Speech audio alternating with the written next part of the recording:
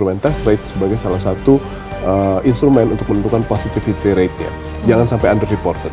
Ya, karena kalau di daerah cenderung masyarakat, kalau dari pengalaman sebelumnya banyak yang apatis terkait ada ketakutan takut, kalau nanti tes malah justru ketahuan. Positif. Ya, gitu. Oke, Mas Arief, sebelum kita akan bahas lebih lanjut lagi, kita akan saksikan dulu tayangan yang satu ini, ulasan editorial Media Indonesia.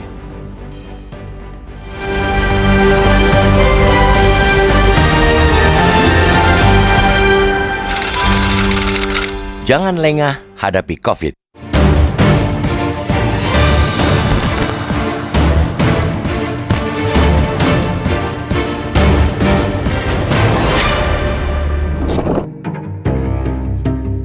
Di semua kondisi ancaman bahaya, kepanikan dan kelengahan sama buruknya. Keduanya sama-sama membuahkan petaka karena membuat kita tidak mampu mengambil langkah tepat. Dalam soal menghadapi COVID-19 misalnya, harus diakui kita cenderung lengah. Runtutan kejadian pada Februari hingga April 2020 menunjukkan pemerintah kala itu kebobolan dalam mendeteksi secara cepat penyakit yang disebabkan virus corona itu. Muncul pertama di Wuhan, Tiongkok pada Desember 2019 dan menyebar global pada Januari 2020. COVID-19 resmi dinyatakan pemerintah terdeteksi di Indonesia pada 2 Maret 2020. Dari penelusuran lebih lanjut, barulah terungkap bahwa penularan kepada 2 WNI pasien pertama COVID-19 adalah dari WNA Jepang yang masuk Indonesia pada awal 2020. Bahkan bisa jadi pula COVID-19 masuk ke Indonesia lebih awal lagi, namun tidak tertelusuri. Sebab dalam jangka waktu sebulan dari ditemukannya pasien 01 itu, jumlah kasus COVID-19 sudah lebih dari 3.500 orang. Meski kemudian pemerintah pusat maupun pemerintah daerah segera melakukan langkah-langkah penanggulangan, daerah persebaran sudah sangat luas. Kini 5 tahun berlalu, COVID belum hilang dari muka bumi. Ancaman kegawatannya pun berulang kali muncul kembali seiring dengan timbulnya varian-varian baru. Beberapa minggu ini peningkatan tajam kasus kembali terjadi di Tiongkok akibat varian NB181 yang merupakan turunan dari Omicron JN1. Organisasi Kesehatan Dunia WHO menyebutkan NB181 menyumbang 10,7% kasus COVID global atau naik dari 2,5% jika dibandingkan dengan sebulan sebelumnya. Meski lonjakan tertinggi terjadi di Tiongkok, penderitanya juga terdeteksi di pelancong Prancis, Jepang, Belanda, Spanyol, Korea Selatan, Taiwan, dan Thailand. Lonjakan itu meski bukan kali pertama setelah badai COVID pertama, jelas harus diwaspadai. Dampak pandemi yang panjang bahkan masih terasa hingga kini harus menjadi pelajaran mahal. Terlebih dengan perang berkepanjangan di sejumlah kawasan dan aturan tarif impor Amerika Serikat. Setiap negara harus membentengi diri dari hantaman-hantaman baru, termasuk berulangnya petaka COVID. Sejauh ini, Kemenkes memang telah cukup antisipatif. Kemenkes sudah mengeluarkan surat edaran tentang kewaspadaan terhadap peningkatan kasus COVID-19 pada 23 Mei 2025. Pada Selasa 3 Juni, Menkes Budi Gunadi Sadikin melapor ke Presiden Prabowo Subianto bahwa pada periode 25 hingga 31 Mei ada 7 kasus ditemukan dengan tingkat positivity rate masih 2,05%. Ini artinya masih di bawah positivity rate tertinggi sejauh ini di tahun 2025, yakni 3,62%. Berkaca dari itu, imbauan Menkes agar masyarakat tidak panik memang tidak salah. Kita pun memaklumi bahwa imbauan tidak panik sudah jadi bahasa formalitas pejabat. Di sisi lain, kita juga sangat menyadari budaya disiplin masyarakat Indonesia yang memang rendah. Sebab itu, ketimbang imbauan tidak panik yang tidak akan banyak berdampak, pemerintah lebih baik terus menyosialisasikan kedisiplinan masyarakat untuk menjaga kebersihan dan kesehatan. Cara sederhana seperti mengenakan masker saat mengalami batuk dan rutin mencuci tangan harus terus digalakan sebagai kewaspadaan minimal. Sementara itu, meski positivity rate masih relatif rendah, pemerintah harus terus memastikan kesiapan layanan kesehatan maupun nakes untuk menghadapi lonjakan kasus. Kita benar-benar harus belajar dari badai COVID-19 pertama tentang langkah-langkah paling penting untuk mencegah penularan luas maupun tingkat kegawatan. Pemerintah pusat maupun daerah sama sekali tidak boleh meremehkan lonjakan kasus varian COVID apapun. Kembalinya badai COVID tidak boleh terulang agar kita tak terjerembab di kubangan penderitaan yang lebih lama.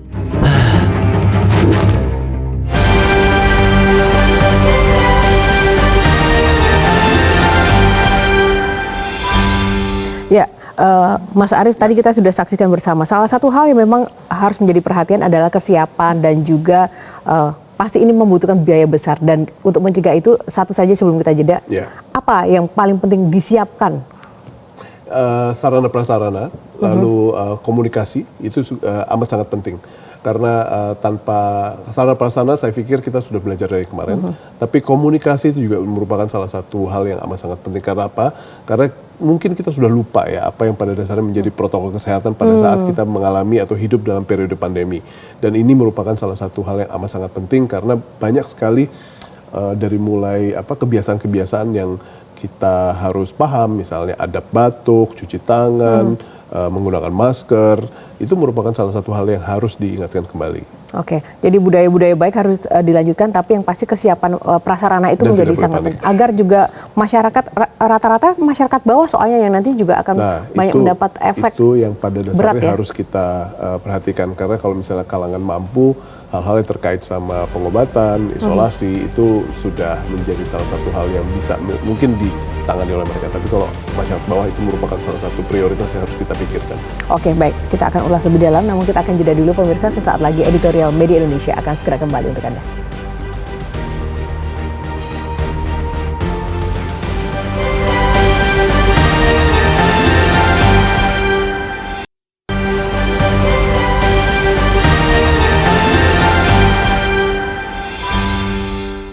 Media Indonesia mengajak Anda untuk mengakses fitur premium e-paper.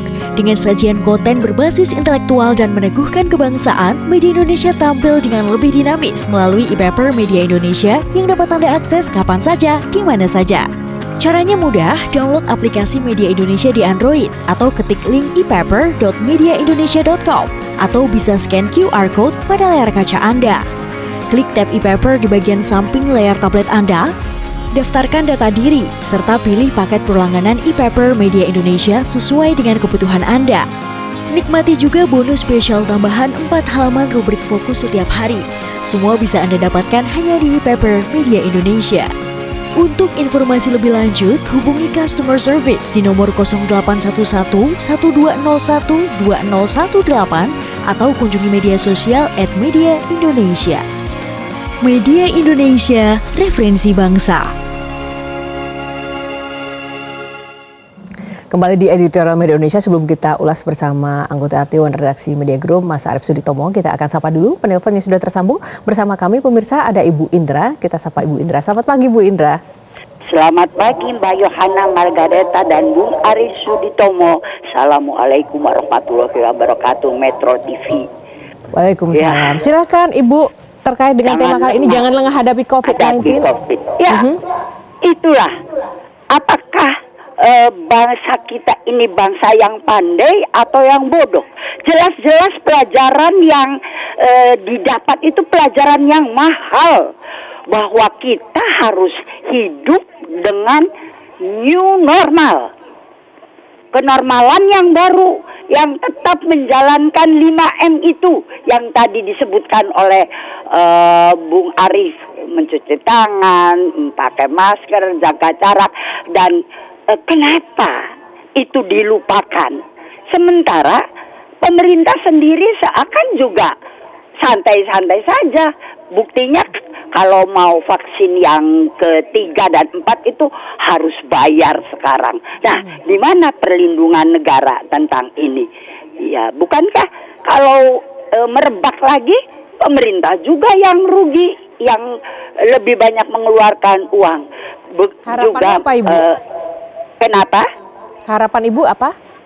Nah, jadi ditegaskan lagi bagaimana itu 5M itu harus dijalankan, dijaga, dan kalau perlu vaksin itu mesti gratis. Bagaimana kita juga mau vaksin gratis yang berikutnya, yang bisa kita percaya dengan TBC itu yang merupakan pembunuh nomor 1 di dunia. Nah, pelajaran yang mahal harus kita sikapi dengan sikap yang memperlihatkan bahwa kita cerdas. Jaga terus 5M, pemerintah beri perlindungan dan jalankan segala sesuatunya sesuai aturannya. Terima kasih. Assalamualaikum warahmatullahi wabarakatuh. Waalaikumsalam. Mas Arief, menarik sekali. Memang pelajarannya mahal, tapi juga ada tambahannya. Biayanya mahal. Di saat situasi yang ekonomi yang sedang lesu ini nggak boleh menjadi hal yang remeh-temeh dan diabaikan begitu saja. Betul, karena tadi yang ingin dibangun oleh pemerintah kan, saya mencoba untuk memahami bahwa kita tidak akan masuk pada periode atau mood yang panik. Karena kalau panik semuanya akan kacau. Tetapi kita juga harus diperlihatkan kepada publik bahwa kita siap. Vaksinasinya siap karena herd immunity kan juga harus dibangun. Bagaimana sekarang kebijakan-kebijakan untuk mengantisipasi apabila kita masuk pada periode yang lebih parah, positivity rate yang lebih tinggi, itu apa yang kita akan lakukan. Jadi tahapan komunikasi ini merupakan salah satu tahapan yang sangat penting. Kenapa? Karena jangan sampai publik merasa bahwa pemerintah santai-santai saja tanpa upaya mitigasi yang baik. Jadi ekspresi yang tadi diungkapkan oleh Bu Indra merasa bahwa kita merasa santai-santai saja.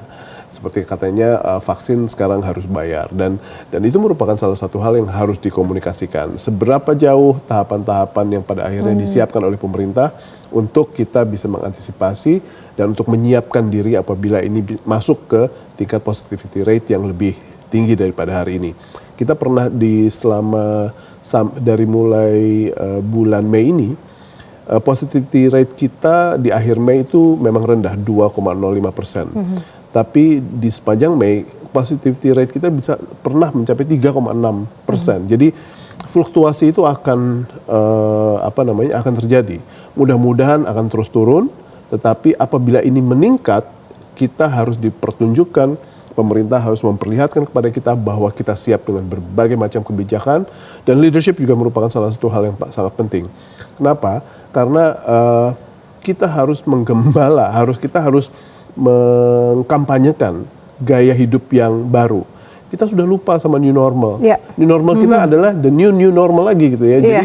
Jadi ini merupakan salah satu hal yang harus diingatkan melalui komunikasi yang baik dan kepemimpinan dan leadership yang juga kuat untuk pada akhirnya kita masuk ke dalam tahap new normal lagi. Iya, saya setuju tadi Mas Arief kan menyatakan bahwa komunikasinya juga harus baik. Karena di satu sisi masyarakat juga teramunisi dengan informasi dari luar sana, dari data yang Tiongkok kemudian banyak sekali datanya, di kanan kirinya negara kita juga banyak. Artinya kan sebenarnya dulu saja dari China ke Indonesia cepat, apalagi kalau sekarang di negara terdekat Singapura, Malaysia, Thailand juga sudah merebak.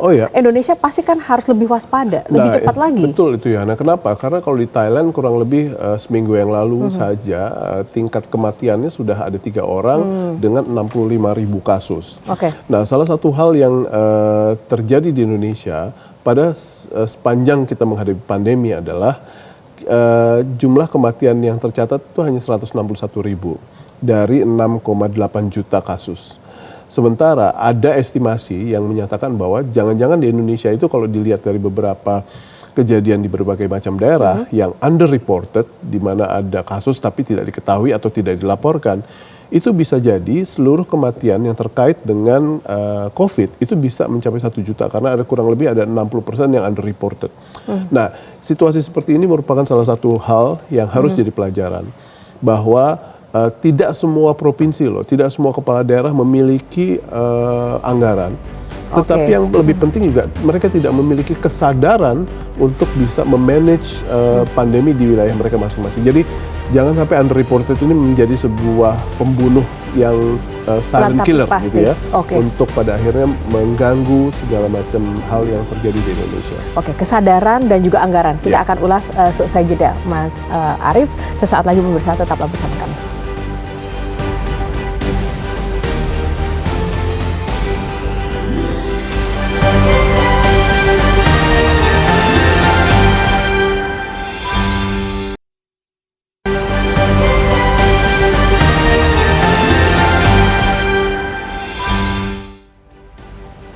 Ya, kembali di Editorial Media Indonesia masih bersama Mas Arief Suditomo. Mas, tadi menarik sekali di segmen sebelumnya Mas Arief mengatakan bahwa kesadaran dan juga anggaran di setiap lini khususnya pemerintah daerah itu juga harus ada. Nah, dalam situasi seperti ini, apakah siapa yang benar-benar harus menjadi konduktor gitu untuk antisipasi ini? Apakah cukup Menkes atau siapa yang mungkin lebih ampuh untuk mengorkestrasi? Ini merupakan sebuah kerja bersama ya. Kita tidak bisa saja menyandarkan segala sesuatu pada pemerintah, apalagi pemerintah pusat saja. Karena kalau waktu kita lihat apa yang terjadi pada pandemi lalu, seluruh pihak bergerak, BUMN, swasta, semua pihak bergerak, dan bagaimana kita bisa melalui itu semua karena publiknya juga pada akhirnya memiliki tingkat kepatuhan yang cukup baik. Tetapi kalau misalnya sekarang kita tidak menggunakan beberapa elemen, misalnya kita tidak siap secara kebijakan, kita tidak siap secara sarana prasarana, kita tidak memiliki komunikasi yang baik, kita tidak memiliki leadership yang baik pada saatnya untuk mengomandoi masyarakat harus melakukan new normal seperti apa. Dan juga kita tidak siap dengan vaksinasi yang pada akhirnya harusnya sudah tidak pakai periode prioritas lagi gitu ya.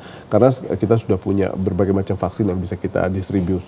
Dan ini merupakan salah satu hal yang pada akhirnya menjadi elemen kunci untuk bagaimana kita menjadi sebuah bangsa yang memiliki mitigasi yang baik terhadap potensi pandemi ini. Jadi mudah-mudahan dengan mitigasi yang kita siapkan, pandemi ini tidak menjadi sebuah periode seperti halnya yang kemarin. Jadi kuncinya memang kesiapan, dan siap itu memiliki beberapa elemen. Mudah-mudahan elemen-elemen itu merupakan suatu hal yang sudah kita persiapkan.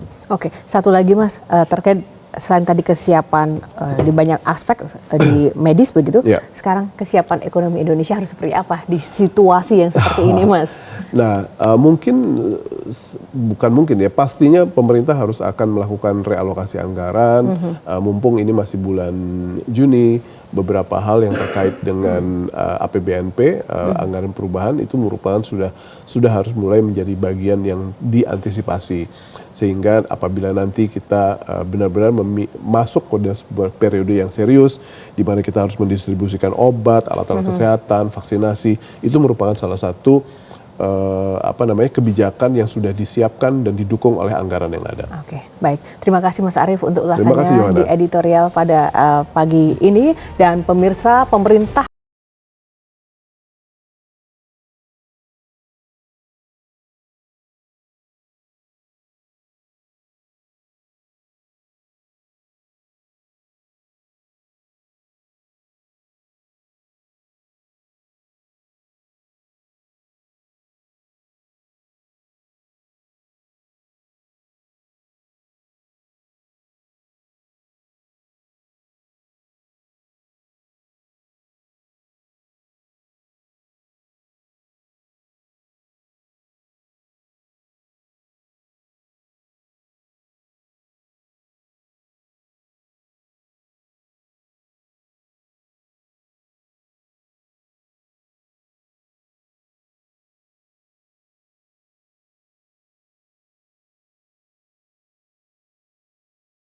Metro TV. Jelajahi cara baru mendapatkan informasi. Download Metro TV Extend sekarang.